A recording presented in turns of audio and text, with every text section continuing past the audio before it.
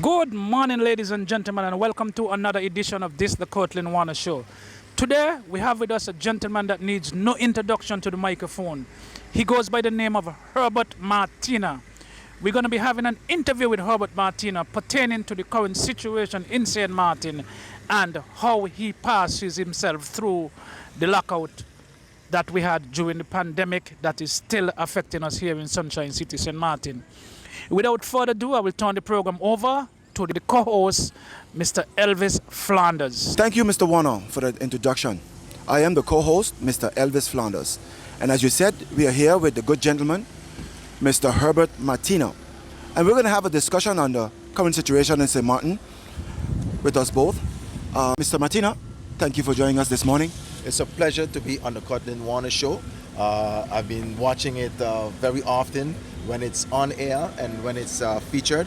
And now I'm in the hot seat. So it's a pleasure being here. Mr. Martina, what do you think about the current situation on St. Martin? Well, Mr. Flanders, and I can call you Elvis. Of course. Look around you. The current situation is a grave situation. It's a situation that I believe that nobody was prepared for.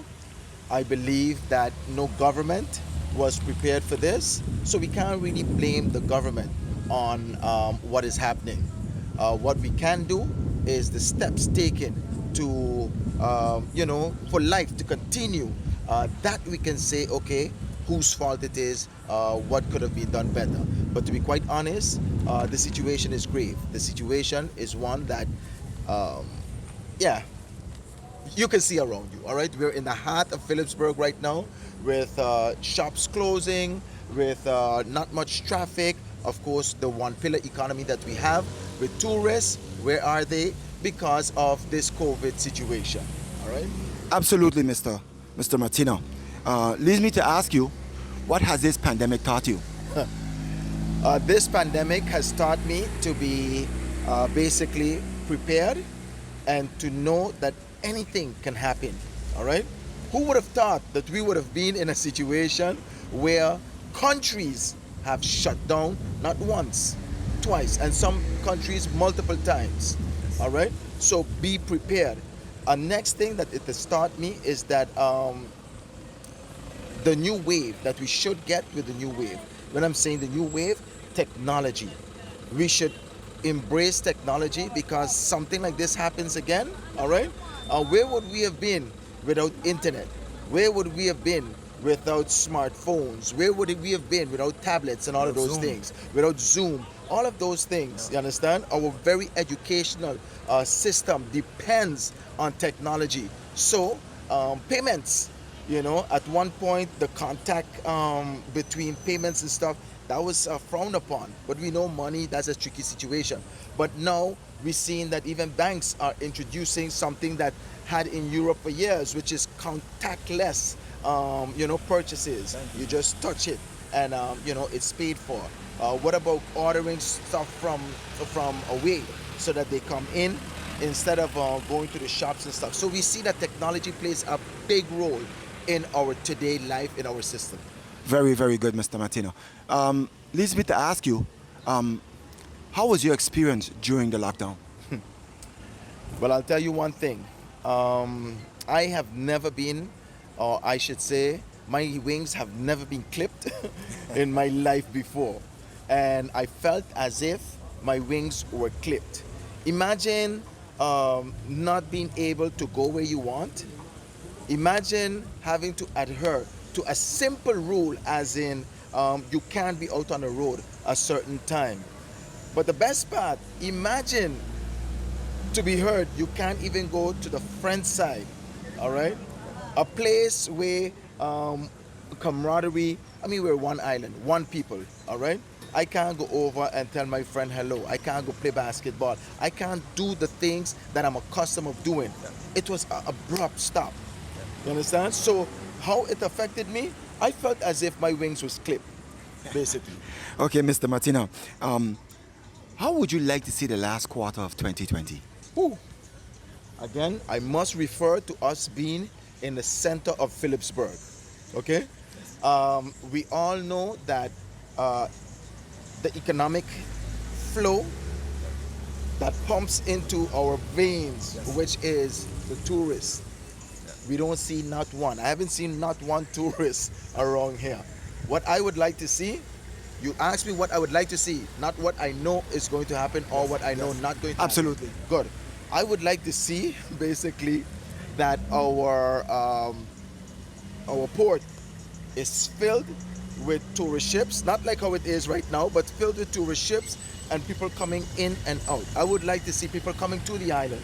I would like to see the timeshare industry being revamped again. I would like to see the tourists going to different establishments.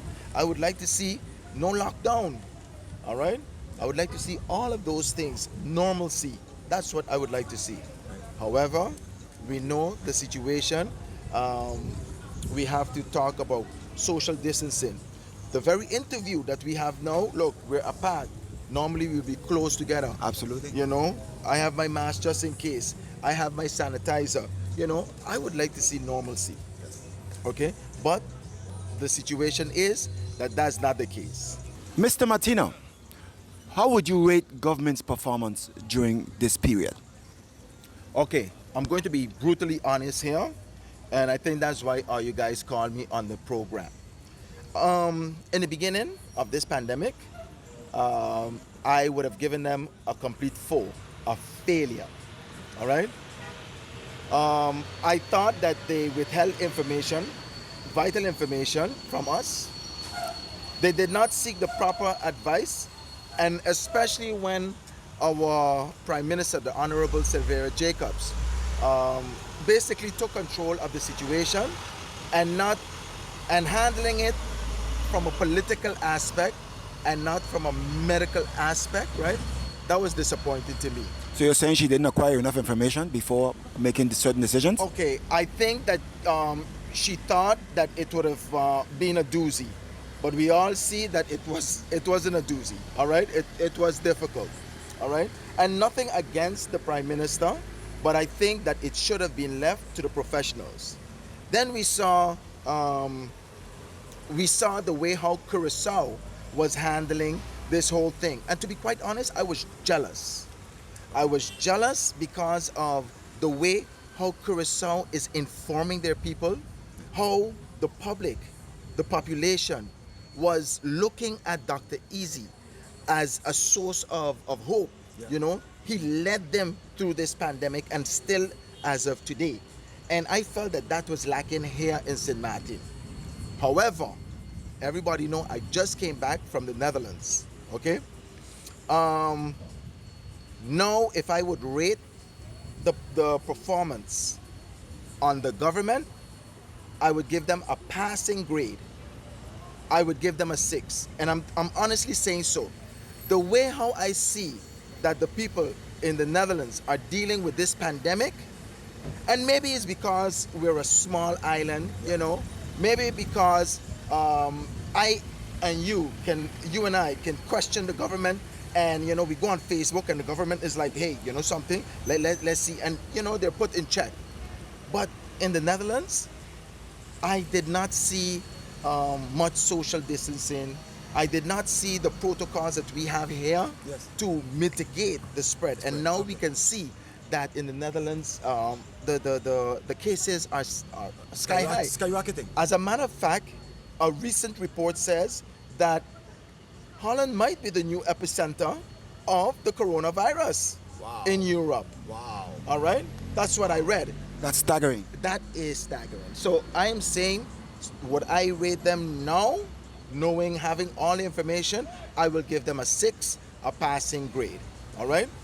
Apart from the same press releases, just numbers changing, and a little sentence at the end changing, right? I think that's not cool, but what you're gonna do? At least we're getting information. All right? So again, I think I gave a summary on how it is. Thank you very, very much, Mr. Martina.